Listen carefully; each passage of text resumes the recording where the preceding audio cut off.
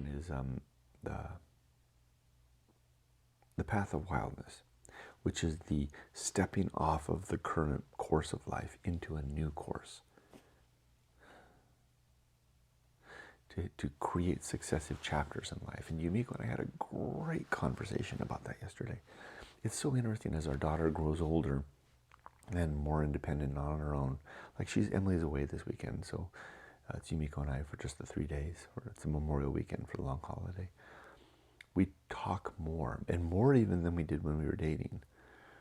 In her early years before our marriage, before Emily arrived. One, because I'm less distracted. Back in those days, I was distracted by my longing for adventure.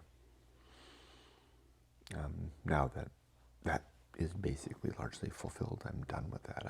I'm happy to be home and to be just with a simple life with my wife. So I'm here. I'm more present. She's, less, I guess distracted is the right word, by her planned life as a mother, right?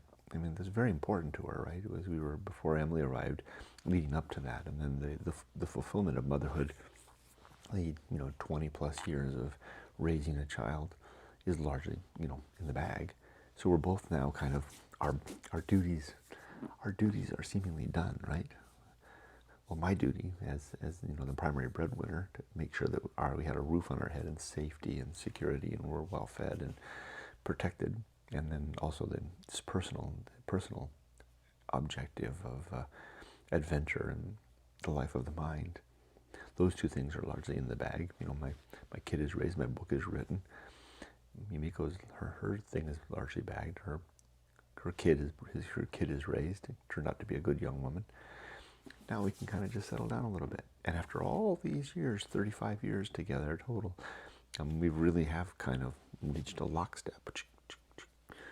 So this great life adventure that we were talking about it yesterday as we were walking the dogs. One chapter after another, so many chapters in our lives, and we're ready to do it again. It's the pulling up stakes, like the Pilgrims hopping on the Mayflower, heading across the sea for a new life.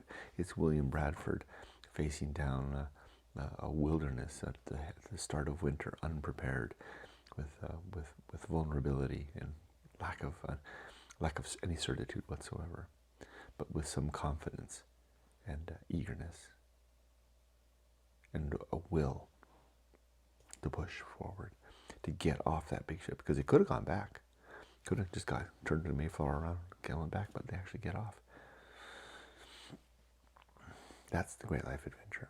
Collecting the facts, preparing to make a decision, and making that decision. I guess it all boils down to making the decision to cut ties.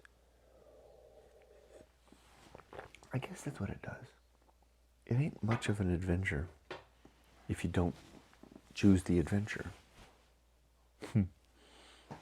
So I guess all that deliberation maybe for naught, right?